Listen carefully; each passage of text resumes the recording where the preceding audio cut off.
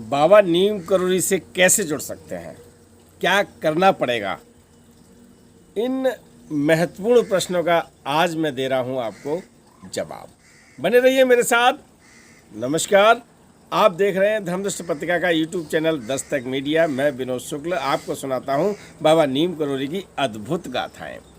अद्भुत गाथाओं की श्रृंखला में एक ऐसा प्रश्न है जो नई पीढ़ी पूछती है कि हम कैसे जुड़ सकते हैं महाराज जी से, क्या करना होगा बाबा नीम करोली से जुड़ने के लिए।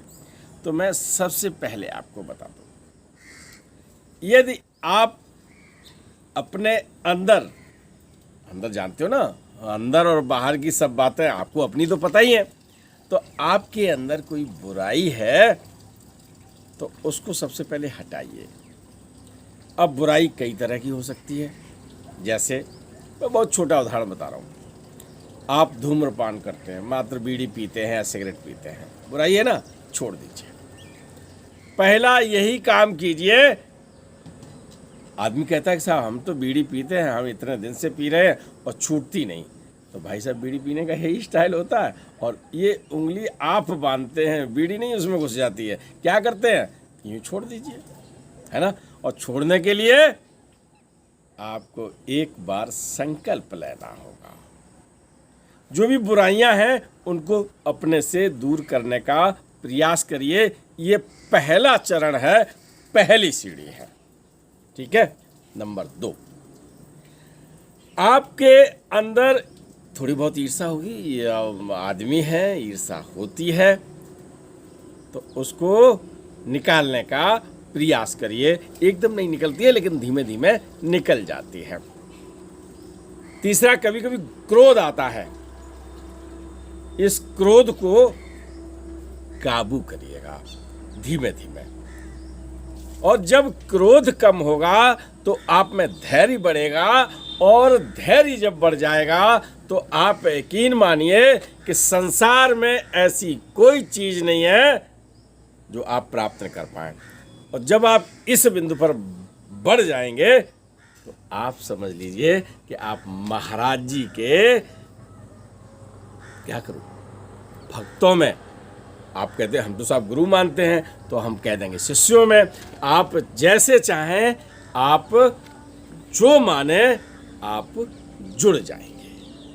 लोग कहते हैं कि साहब हमको मंत्र चाहिए, है ना, तो महाराज जी राम राम जपा करते थे, और आप राम राम जप सकते हैं। तो इन सब चीज़ों को जब आप अपने आप में परिवर्तन कर लेंगे, छोड़ देंगे, अच्छाइयों को ग्रहण करेंगे, तो आपका ऑटोमेटिक लगाव हो जाएगा।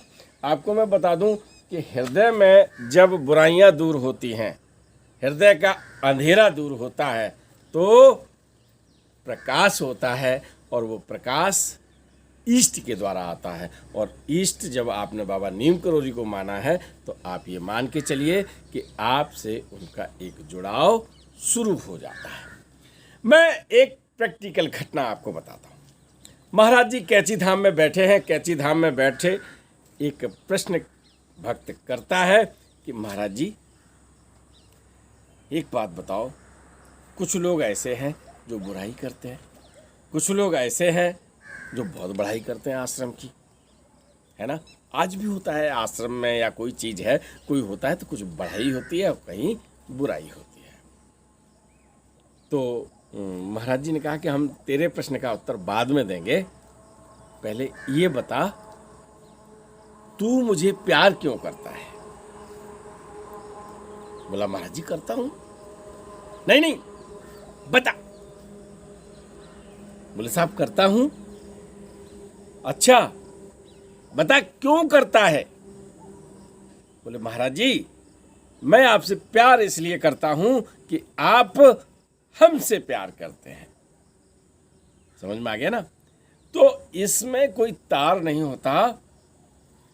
ये तो वैसे भी एक कहानी है कि साहब आप हमें कितना चाहते हैं कि साहब हमसे पूछने की ज़रूरत नहीं है, आप अपने दिल से पूछ लीजिएगा।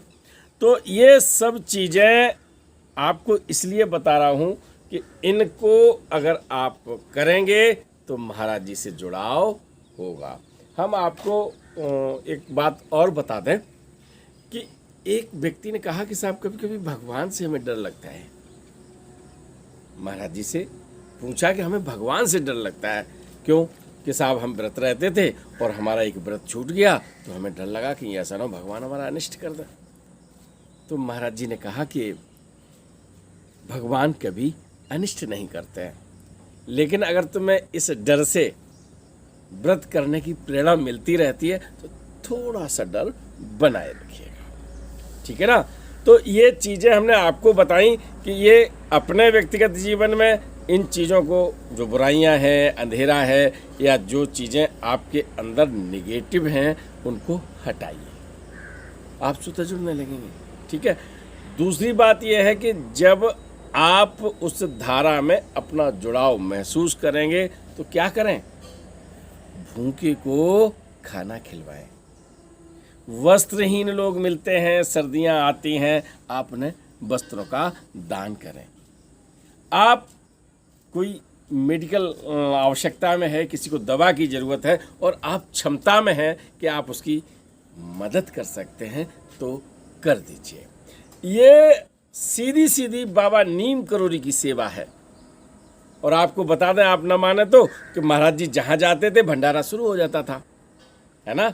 जहाँ बैठते थे वहाँ भंडारा शुरू हो जाता था, जिसके भक्त के घर जाते थे वहाँ भंडारा शुरू हो जाता था।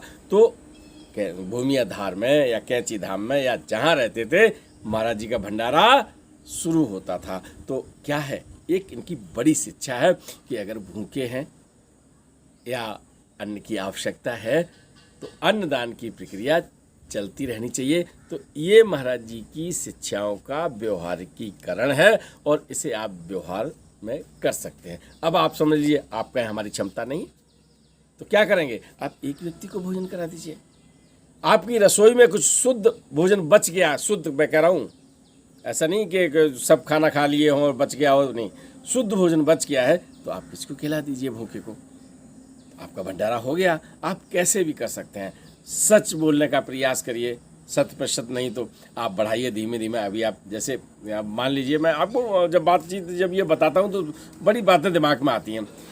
लोग कहते हैं, जैसे किसी डॉक्टर के यहाँ कोई व्यक्ति बैठा है, जान पहचान का आ गया, भैया कैसे हो, पूछ लिया। वो डॉक्टर को नमज रखा है, वो तो कैसे हो, बोला बढ़िया हूँ। क्यों बढ़िया होते तो डॉक्टर के पास क्यों होते, है ना।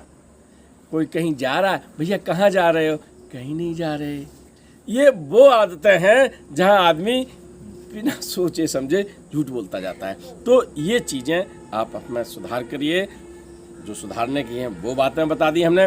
महाराज जी की जो शिक्षाएं हैं उनको आप व्यवहारिकीकरण करिएगा, अन्नदान करिए, शिक्षा दीजिएगा, बेसहारों को अगर आपने सहारा दिया, वृद्धों को भोजन कराया और आवश्यकता वालों की आवश्यकताएं अगर पूरी की तो महाराज जी से 100% मैं आपसे दावा करता हूं कि आपका जुड़ाव हो जाएगा।